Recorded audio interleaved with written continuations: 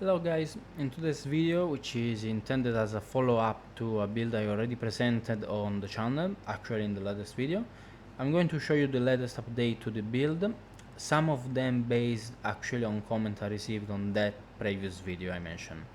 I'm going to keep things quick in this one, and if you want to know more in-depth details about the build mechanic and how we actually work, I highly recommend checking out the first video already posted here on the channel.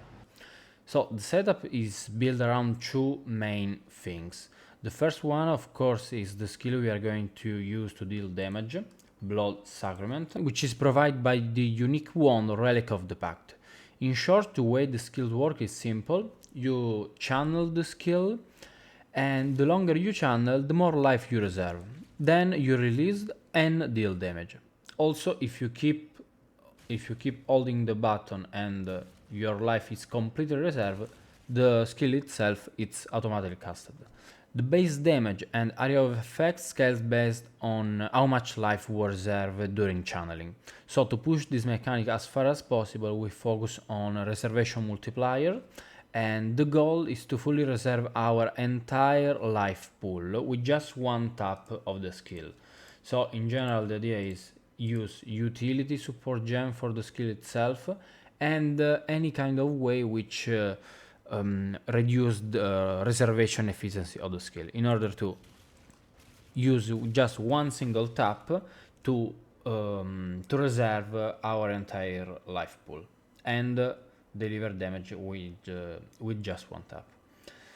The second core mechanic of the build is all about shrine stacking. We use Blunderbore Astar Plate, which give us 2 lesser shrines and increased shrine effect, and then we add the goal helmet, this one, which gives us even more increased shrine effect, duration, and the chance to trigger a level 1 lesser shrine on kill.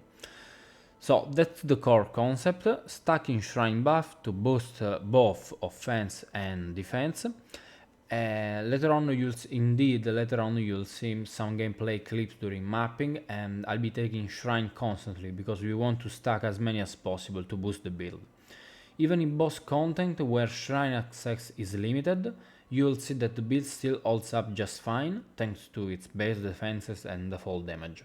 So don't worry if you want to play content which are not related to just map.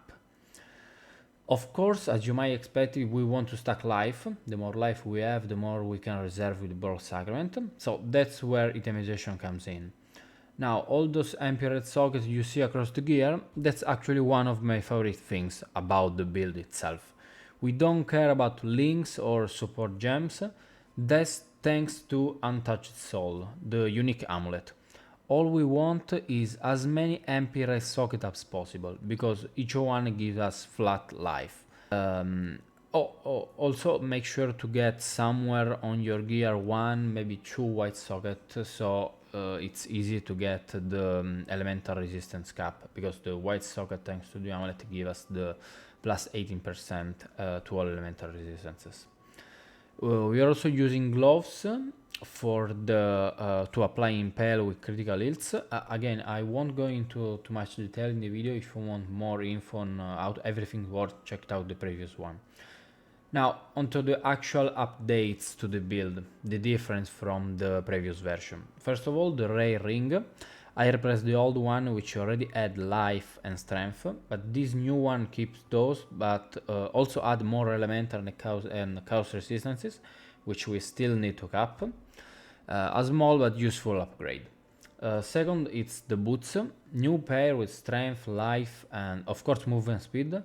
We want strength as boost so that our rings doesn't need as much, which makes ring shopping easier, more room for disable affixes. Also, we want cooldown recovery rate on boots for smoother block Sacrament spam, and ideally the highest roll of shock avoidance possible. Third is the belt, a Stygian Vice, and the Stygian Vice itself let us use an Abyss Jewel. We want one with chance to avoid being shocked, and in general, combined with the shock avoidance on boots, we can hit 100% shock immunity. Now this is important because of the new addition to the build, Stormshroud. Yeah, it's here. That jewel makes us immune to all elemental ailments, ignite, chill, freeze and shock, as long as shock avoidance is capped. So by stacking avoidance on boots and the jewel, we are now fully Ailment-Immune. As for the bird itself, we still want as much as life as possible, and if you can get the percentage increase maximum life, even better. If not, life, strength and cooldown recovery, it's already good. In fact, even in the previous version, the build was performing well with super cheap gear. Another big addition to the build, the Forbidden Flame plus Forbidden Flash combo. And we are using the one that let us allocate Harmony of Purpose, a Guardian Ascendancy node that give us a random shrine buff every 10 seconds, which is huge for the build because those buffs are also boosted by our helmet and armor. Also, we don't need to pick up shrines thanks to the combo of Forbidden Flame and Forbidden Flash. And finally, a Watcher Eye, different from the previous version of the build. Mine gives us just chance to deal double damage and increase physical damage while using Pride, which is the aura we saw in our ring. The best in slot would also include the boost to impale effect, but that version is very expensive. For now, this works just fine. So that's it for the updates. If you want to look at the full setup, I leave the PoE link here so you can check it yourself, and for further explanation about the passive tree or details about the gear, check the previous video. That's it for the update. If you want to deep dive into the full setup, I leave the PoE link here so you can check it yourself, and of course if you have any question or even suggestion like the one I got in the last video, feel free to drop them in the comments. I genuinely enjoy reading through your thoughts.